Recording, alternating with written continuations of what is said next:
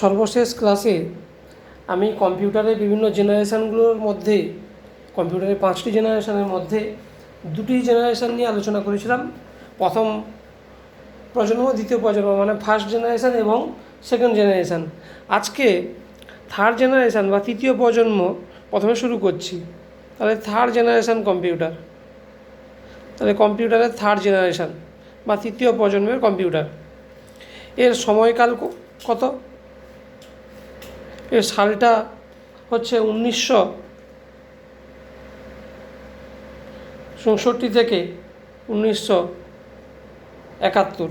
তাই তৃতীয় প্রজন্মের কম্পিউটারের সালটা হচ্ছে 1964 থেকে 1971। তাহলে এই প্রজন্মের কম্পিউটারের প্রধান যন্ত্রাংশ কি? এই প্রজন্মের কম্পিউটারের প্রধান যন্ত্রাংশ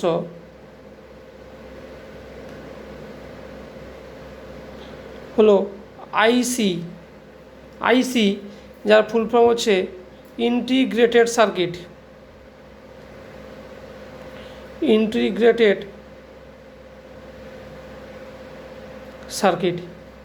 তাহলে তৃতীয় প্রজন্মের কম্পিউটারের প্রধান যন্ত্রাংশ হচ্ছে ইন্টিগ্রেটেড সার্কিট বা আইসি। এই আইসি কিন্তু আমরা প্রায় প্রত্যেকেই দেখেছি। যাদের ঘরে এখনও রেডিও আছে, তাহলে রেডিওর পেছনটা যদি আমরা খুলি, তাহলে এইরকম একটা জিনিস দেখতে পাই, কালো রঙের এরকম একটা জিনিস, যার দুদিকে এরকম অনেকগুলো পিন আছে বা ঠ্যাং আছে। এই জিনিসগুলো হচ্ছে আইসি। অনেক সময় আমরা রিমোটেও দেখতে পাই, টিভি রিমোটটা খুলে ফেলে ভেতরে একটা পাত আছে, সেখানে দেখবো এরকম চিপগুলো বসানো আছে, সেটা হচ্ছে আইসি। ঠিক আছে, এই আইসিগুলো কী দিয়ে তৈরি হয়? না, আইসিগুলো তৈরি হয় লজিক গেটস দিয়ে, বিভিন্ন রকমের লজিক গেটস। এই লজিক গেটগুলো নিয়ে আমরা বিশদে পড়বো, আমাদের পড়তে হবে লজিক গেটগুলো, বিভিন্ন রকমের লজিক গেট আছে। কিন্তু এখন শুধু মনে রাখি এই আইসিগুলো কী দিয়ে তৈরি হয়, না লজিক গেট দিয়ে। থার্ড প্রজন্মের কম্পিউটারের বৈশিষ্ট্য কী? না, বৈশিষ্ট্য হচ্ছে 1 নম্বরে প্রধান যন্ত্রাংশ আইসি, এটা বলবো। প্রধান যন্ত্রাংশ বা মেন হার্ডওয়্যার ডিভাইস হচ্ছে আইসি। দ্বিতীয় বৈশিষ্ট্য কী? না, দ্বিতীয় বৈশিষ্ট্য এখানে ইনপুট নেওয়ার জন্য ইনপুট ডিভাইস হিসাবে ইনপুট নেওয়ার জন্য কী যন্ত্রাংশ ব্যবহার করা হয়? না, কিবোর্ড। ইনপুট নেওয়ার জন্য কিবোর্ডের ব্যবহার করা শুরু হয় কোথায়? না, তৃতীয় প্রজন্মের কম্পিউটারে প্রথম কিবোর্ডের ব্যবহার হয়, ইনপুট নেওয়ার জন্য কিবোর্ড ব্যবহৃত হয়। আর কি আউটপুটের জন্য আউটপুট ডিভাইস হিসাবে কি হয়? না, এখানে মনিটর ব্যবহার করা হয়। তৃতীয় প্রজন্মের কম্পিউটারের প্রথমে ইনপুট ডিভাইস হিসাবে কিবোর্ড এবং আউটপুট ডিভাইস হিসাবে মনিটর ব্যবহার করা হচ্ছে। চতুর্থ বৈশিষ্ট্য কি? এখানে স্টোরেজ ইউনিট হিসাবে বা স্টোরেজ ডিভাইস হিসাবে কি ব্যবহার করা হয়? Magnetic disk.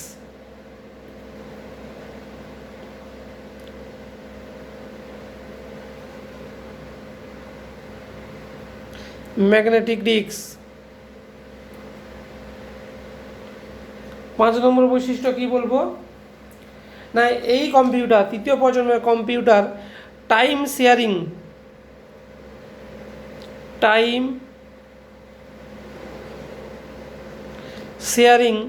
বা সময় বিভাজন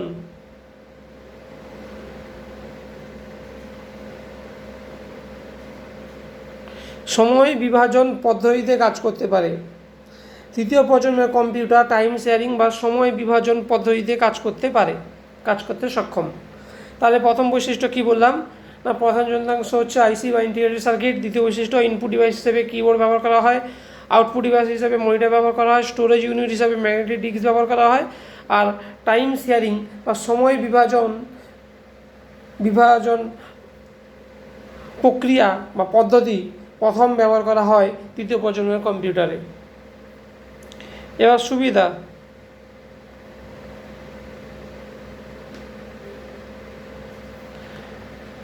থার্ড জেনারেশন কম্পিউটারের সুবিধা কি? এটা আগের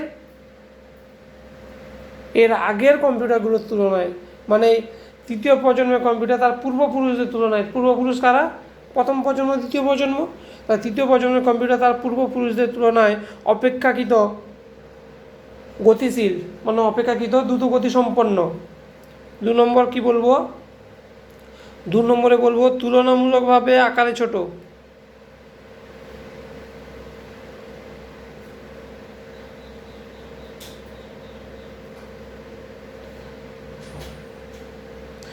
তুলনামূলকভাবে আকারে ছোট আর বহনযোগ্য। আকারে ছোট হওয়ার জন্য কি হলো? বহনযোগ্যতা এর বাড়লো, এক জায়গা থেকে অন্য জায়গায় বই নিয়ে যাওয়া গেল। ঠিক আছে। 3 নম্বর সুবিধা কি না, কম পরিমাণে তাপ উৎপন্ন হয়।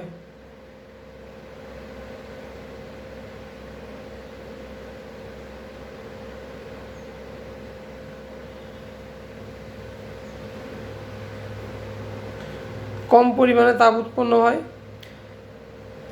4 নম্বর সুবিধা কি, বিদ্যুতের খরচ কম।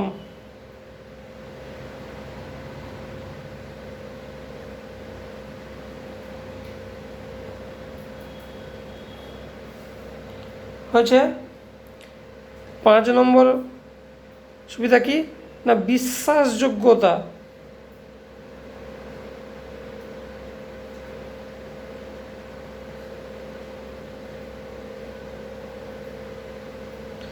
বিশ্বাসযোগ্যতা বেশি। ঠিক আছে, এগুলো গেল সুবিধা। অসুবিধা কি,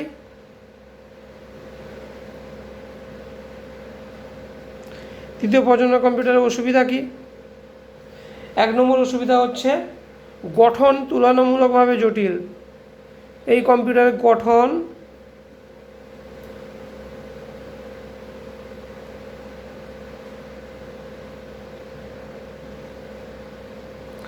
তুলনামূলকভাবে জটিল। 2 নম্বর অসুবিধা কি না, এখানেও শীততাপ নিয়ন্ত্রণের প্রয়োজন হয় বা এসির প্রয়োজন হয়।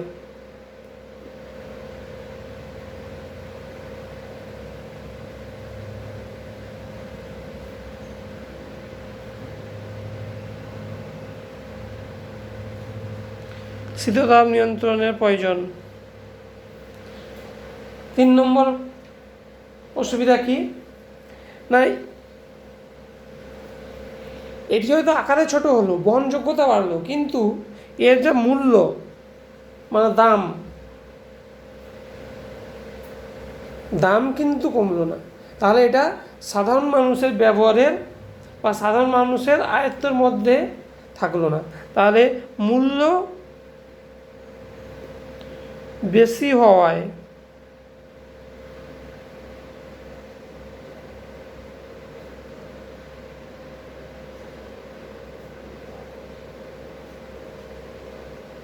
সাধারণ মানুষের আয়ত্তের বাইরে, মানে সাধারণ মানুষ এই প্রকার কম্পিউটার কিন্তু কিনতে পারবে না। তার কারণ কি, এর মূল্যটা অনেক বেশি। এখনকার দিনে কম্পিউটারের দাম অনেক কম, যে কেউ কম্পিউটার কিনে নিতে পারে। তার কারণ মূল্যটা কম বলে যে কেউ কিনতে পারছে, মানে আয়ত্তের মধ্যে। তখন দামটা কিন্তু অনেক বেশি ছিল, ওই জন্য আয়ত্তের মধ্যে ছিল না, সাধারণ মানুষের আয়ত্তের মধ্যে ছিল না। এবার বৈশিষ্ট্য গেল, সুবিধা গেল, অসুবিধা গেল। এবার ব্যবহৃত কম্পিউটারের ভাষা।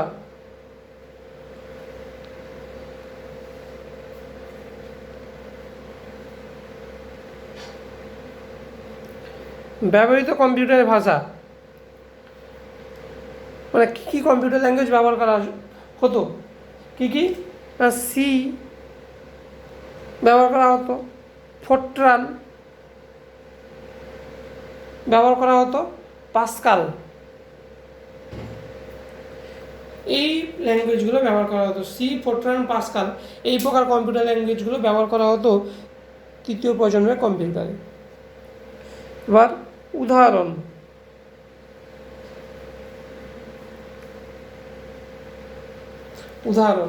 উদাহরণ কি তৃতীয় প্রজন্মের কম্পিউটারে? উদাহরণ তৃতীয় প্রজন্মের কম্পিউটারের উদাহরণ হচ্ছে আইবিএম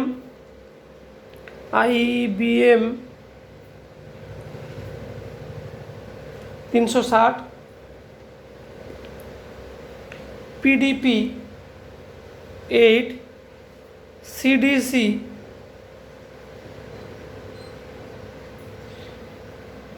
6600। এইগুলো হচ্ছে তৃতীয় প্রজন্মের কম্পিউটারের উদাহরণ। IBM 360, PDP-8 আর CDC 6600। ঠিক আছে, এগুলো তৃতীয় প্রজন্মের কম্পিউটারের উদাহরণ। তাহলে তৃতীয় প্রজন্মের কম্পিউটারের সময়কাল 1964 থেকে 71। প্রধান যন্ত্রাংশ আইসি বা ইন্টিগ্রেটেড সার্কিট। বৈশিষ্ট্যতে তাহলে প্রথম বলবো প্রধান যন্ত্রাংশটার কথা, তারপর বলবো input device keyboard, output device monitor, storage unit, magnetic disk. আর এই প্রকার কম্পিউটার টাইম শেয়ারিং বা সময় বিভাজন পদ্ধতিতে কাজ করতে সক্ষম ছিল। অসুবিধা কি বলবো না, সুবিধা কি বলবো না, আগের পূর্বপুরুষের তুলনায় বা আগের কম্পিউটারগুলোর তুলনায় এর গতি ছিল অনেক বেশি। তারপর কি, তুলনামূলকভাবে আকারে ছোট, ফলে বহনযোগ্য ছিল, কম পরিমাণে তাপ উৎপন্ন হয়, বিদ্যুতের খরচ কম আর বিশ্বাসযোগ্যতা অনেক বেশি। আর অসুবিধা কী বলবো না, গঠন হচ্ছে তুলনামূলকভাবে জটিল। আর 2 নম্বরে বলবো শীততাপ নিয়ন্ত্রণের প্রয়োজন হয়। 3 নম্বর হলো মূল্য বেশি হয়, সাধারণ মানুষের আয়ত্তের বাইরে। আর ব্যবহৃত কম্পিউটার ভাষাগুলি কী কী না, সি, ফোরট্রান, পাস্কাল। আর উদাহরণ হচ্ছে IBM 360, PDP-8 আর CDC 6600। ঠিক আছে।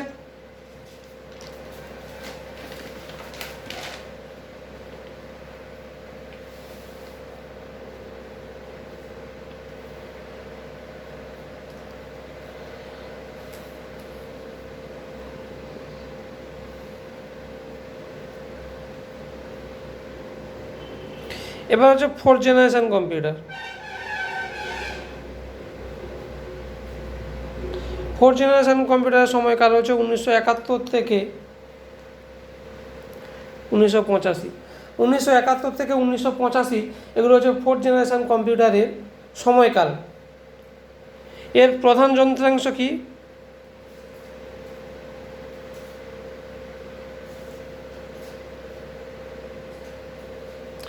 এর প্রধান যন্ত্রাংশ হচ্ছে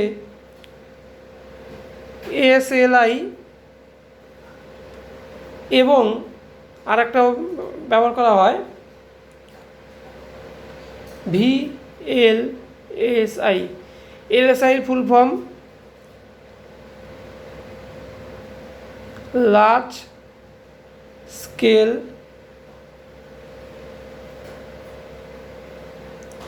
ইন্টিগ্রেশন। আর VLSI full form very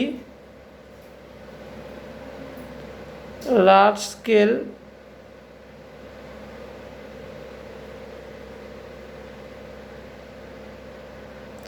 integration.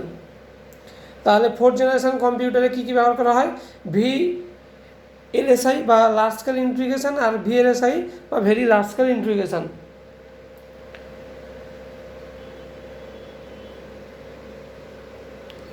বৈশিষ্ট্য কি, এই কম্পিউটার বৈশিষ্ট্য কী কী আছে। 1 নম্বরে বলবো প্রধান যন্ত্রাংশের কথা, যেটা হচ্ছে LSI আর VLSI। 2 নম্বরে বলবো কি না, ইনপুট ডিভাইস হিসাবে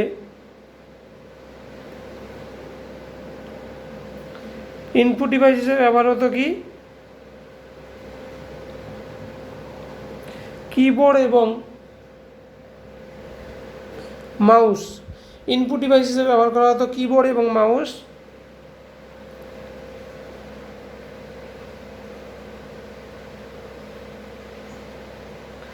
আউটপুট ডিভাইস হিসাবে কি ব্যবহার করা হতো, মনিটর,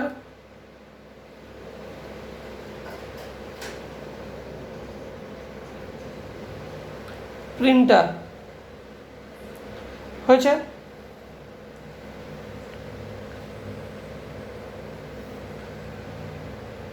3 নম্বর বৈশিষ্ট্য কি না, তথ্য সংরক্ষণের জন্য স্টোরেজ হিসাবে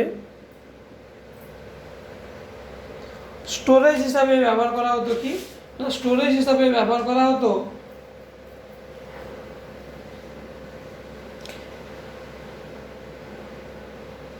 ম্যাগনেটিক ডিস্ক, ম্যাগনেটিক ডিস্ক। 4 নম্বর বৈশিষ্ট্য কি? 4 নম্বর বৈশিষ্ট্য হচ্ছে এটা আকারে অনেক ছোট। এটা আকারে অনেক ছোট, আকারে অনেক ছোট, ফলে সহজে বহনযোগ্য। আকারে ছোট হওয়ার জন্য এটা কি হলো না, সহজে বহনযোগ্য হলো। হয়েছে। এবার সুবিধা।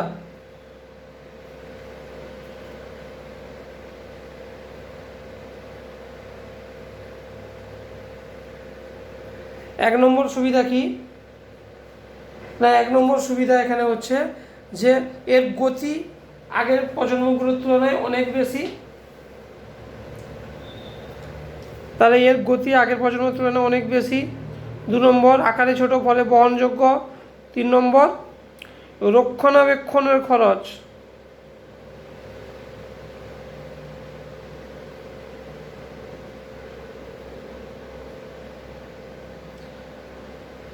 অনেক কম।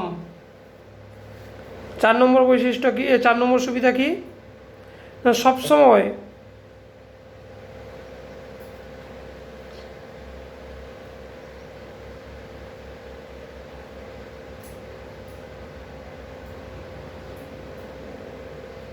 শীততাপ নিয়ন্ত্রণের প্রয়োজন নেই।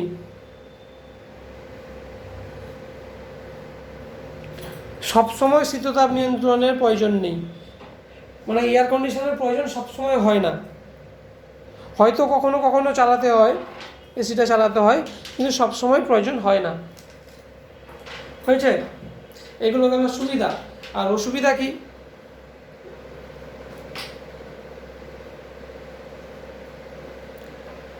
এই প্রজন্মের কম্পিউটার খুব জটিল প্রকৃতির সফটওয়্যার ব্যবহার করা হয়। জটিল প্রকৃতির সফটওয়্যার।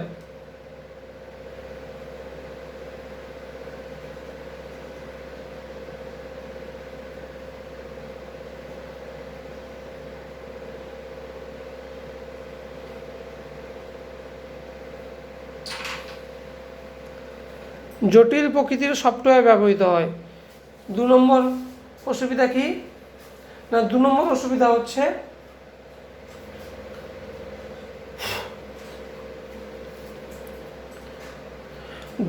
অসুবিধা হচ্ছে কি না, এখানে যে এলএসআই এবং ভিএলএসআই ব্যবহার করা হয়, সেই এলএসআই এবং ভিএলএসআইয়ের যে প্রযুক্তি, সেই প্রযুক্তি কিন্তু উন্নত ধরনের প্রযুক্তি। মানে সব জায়গায় সেই প্রযুক্তির চিপগুলো পাওয়া যেত না, সব দেশে পাওয়া যেত না। তাহলে ভিএলএসআই এবং এলএসআই মানে ভেরি লার্জ স্কেল ইন্টিগ্রেশন এবং লার্জ স্কেল ইন্টিগ্রেশন, এই যে চিপগুলো বা আইসিগুলো সব জায়গায় পাওয়া যেত না, মানে সহজলভ্য ছিল না। কেন না, সেগুলো উন্নত প্রযুক্তিতে তৈরি। ঠিক আছে। এবার এই প্রজন্মের কম্পিউটারে কী কী কম্পিউটারের ভাষা ব্যবহার করা হতো? তাহলে ব্যবহৃত কম্পিউটারের ভাষা,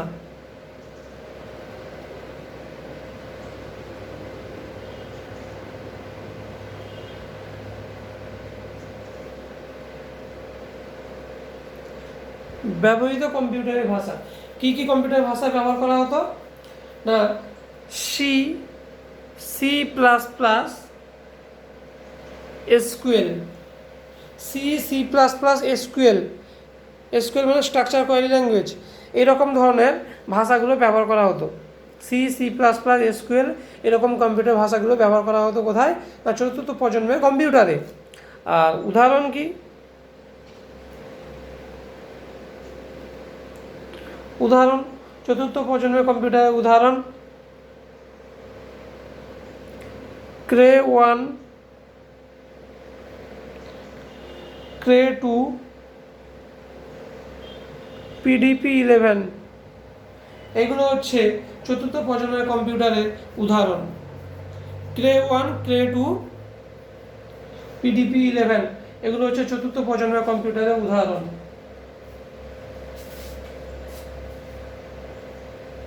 হয়েছে। তাহলে চতুর্থ প্রজন্মের কম্পিউটার বোঝা গেল। এবার আসে সর্বশেষ প্রজন্ম, যেটা হচ্ছে পঞ্চম প্রজন্ম। কম্পিউটারের সর্বশেষ প্রজন্ম যেটা হচ্ছে পঞ্চম প্রজন্ম বা ফিফথ জেনারেশন। এর সময়কালটা হচ্ছে 1985 থেকে বর্তমান, মানে টিল নাও এখনও পর্যন্ত এই প্রজন্মের কম্পিউটার ব্যবহার করা হয়। এখন আমরা যে কম্পিউটারগুলো ব্যবহার করি সেগুলো হচ্ছে পঞ্চম প্রজন্মের কম্পিউটার। যেই পঞ্চম প্রজন্মের কম্পিউটারের কথা আমরা বলি, তখন কিন্তু টেকনোলজিটা বা প্রযুক্তিটা অনেক উন্নত হয়ে যায়, সেরকম একটা চিন্তাভাবনা আমাদের মাথায় আসে। কেন এখনকার দিনে যে আমরা কম্পিউটারগুলো ব্যবহার করি সেগুলো খুবই উন্নত প্রযুক্তির কম্পিউটার। এর প্রধান যন্ত্রাংশ কি? এর প্রধান যন্ত্রাংশ মানে পঞ্চম প্রজন্মের কম্পিউটার প্রধান যন্ত্রাংশ ULSI, মানে আল্ট্রা লার্জ স্কেল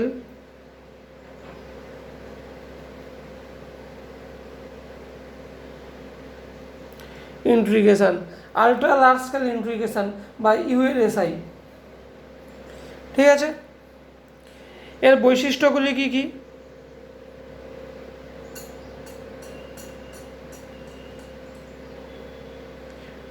এক নম্বরে বলবো কি না, প্রধান যন্ত্রাংশ হচ্ছে ULSI। দু নম্বর বৈশিষ্ট্য কি বলবো না, ইনপুট ডিভাইস হিসাবে কি কি ব্যবহার করা হয়?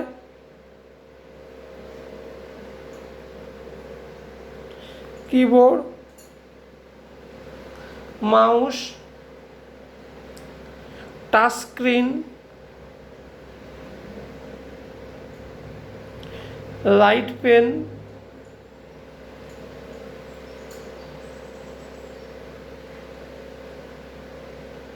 জয়স্টিক, আরও অনেক জিনিস আছে বর্তমানে ব্যবহার করা হয় ইনপুট ডিভাইস হিসাবে।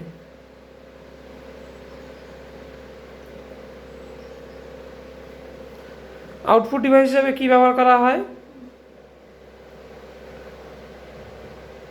মনিটর,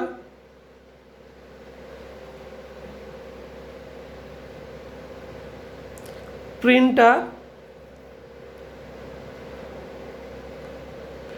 স্পিকার, এগুলো আউটপুট ডিভাইস হিসাবে ব্যবহার করা হয়। 4 নম্বর কি না, স্টোরেজ ইউনিট হিসাবে বা স্টোরেজ ডিভাইস হিসাবে কি ব্যবহার করা হয়? স্টোরেজ ইউনিট হিসাবে ব্যবহার করা হয় কি না, স্টোরেজ ইউনিট হিসাবে ব্যবহার করা হয় ম্যাগনেটিক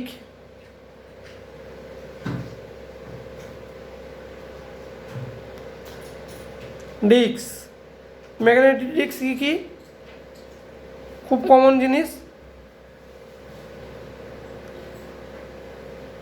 হার্ড ডিস্ক আর ফ্লপি ডিস্ক, এগুলো হচ্ছে magnetic disk. R optical disk কি কি? সিডি, ডিভিডি,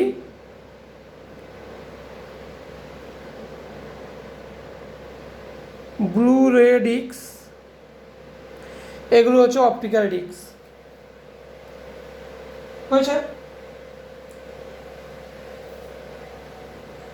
5 নম্বর বৈশিষ্ট্য কি? পঞ্চম প্রজন্মের 5 নম্বর বৈশিষ্ট্য হচ্ছে কি, বিদ্যুতের খরচ অনেক কম, আকারে অনেক ছোট, ফলে সহজে বহনযোগ্য। আর খুব গুরুত্বপূর্ণ, বর্তমানে খুব গুরুত্বপূর্ণ একটি বৈশিষ্ট্য হচ্ছে AI-র ব্যবহার।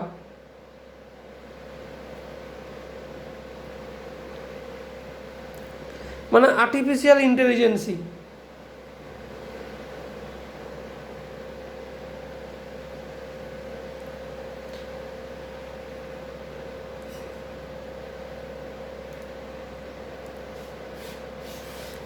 আর্টিফিশিয়াল ইন্টেলিজেন্সের ব্যবহার, AI-র ব্যবহার, মানে যেগুলো রোবোটিক্সে ব্যবহার করা, রোবটের ক্ষেত্রে যেগুলো ব্যবহার করা হয়, আর্টিফিশিয়াল ইন্টেলিজেন্স বা এআই। এগুলো গেল বৈশিষ্ট্য।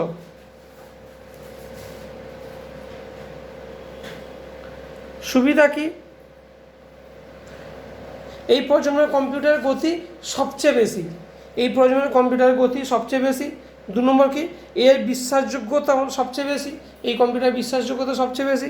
3 নম্বর কি না খুব সহজে বহনযোগ্য। কেন? ল্যাপটপ, আমরা যেটা বলি ল্যাপটপ, আরও যেটা বলি নোটবুক, পামটপ, এগুলো কিন্তু সব পঞ্চম প্রজন্মের কম্পিউটারের মধ্যে পড়ে। তাহলে ল্যাপটপ, নোটবুক এগুলোকে আমরা খুব সহজে বয়ে নিয়ে যেতে পারি, সেই জন্য বলবো কি খুব সহজে বহনযোগ্য। 4 নম্বর সুবিধা কি না এসির সর্বদা প্রয়োজন, শীততাপ নিয়ন্ত্রণের প্রয়োজন নেই, এসির নো নিড।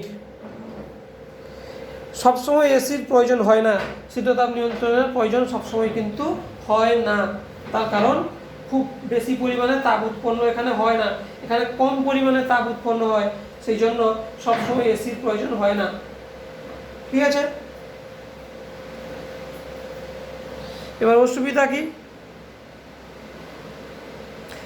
এখানে আরেকটা যোগ করে দিই, সুবিধাতে আরেকটা যোগ করে দিই, সাধারণ মানুষের আয়ত্তের মধ্যে।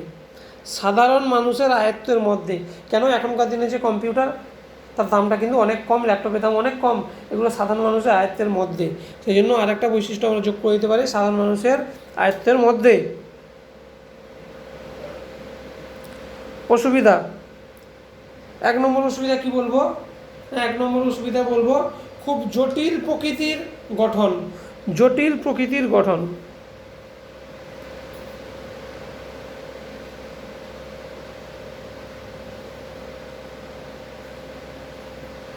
2 নম্বর কি বলবো না জটিল প্রকৃতির সফটওয়্যার ব্যবহার হয়।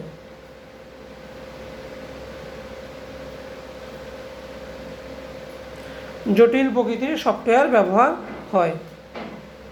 ঠিক আছে,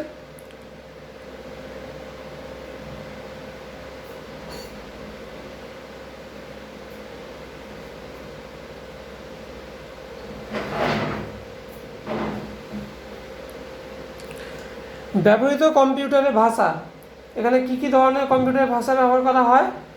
জাভা, আর আগের প্রজন্মগুলো তো ব্যবহার করা হয় সি প্লাস প্লাস, যেটা আগের প্রজন্মে ব্যবহার করা হয় Java, C plus plus, Prolog,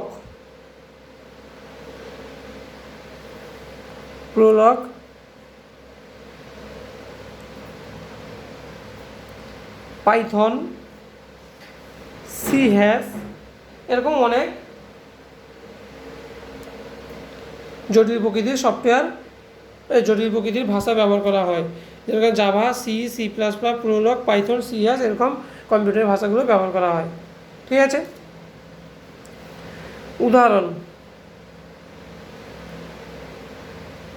উদাহরণে কি দেব না এখনকার দিনে ব্যবহৃত সকল কম্পিউটার, ল্যাপটপ সবই পঞ্চম প্রজন্মের উদাহরণ। এখনকার দিনে ব্যবহৃত সকল প্রকার কম্পিউটার, ল্যাপটপ সব কিছুই কিন্তু পঞ্চম প্রজন্মের কম্পিউটারের উদাহরণ।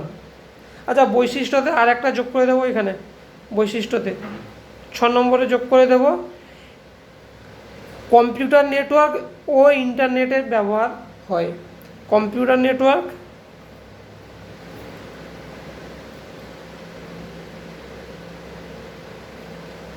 ও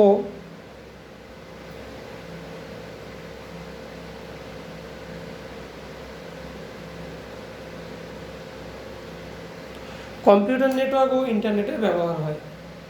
এগুলো সব হচ্ছে তৃতীয় প্রজন্মের কম্পিউটারের পঞ্চম প্রজন্মের কম্পিউটারের বৈশিষ্ট্য। তাহলে কম্পিউটারের 5টা প্রজন্ম সম্পর্কে আমরা জানলাম, প্রথম প্রজন্ম, দ্বিতীয় প্রজন্ম, তৃতীয় প্রজন্ম এবং চতুর্থ প্রজন্ম ও পঞ্চম প্রজন্ম, 5টা প্রজন্মের কম্পিউটার সম্পর্কে আমরা জানলাম। এর পরের ক্লাসে আমরা কম্পিউটারের বিভিন্ন অংশগুলো নিয়ে আলোচনা করব। ঠিক আছে।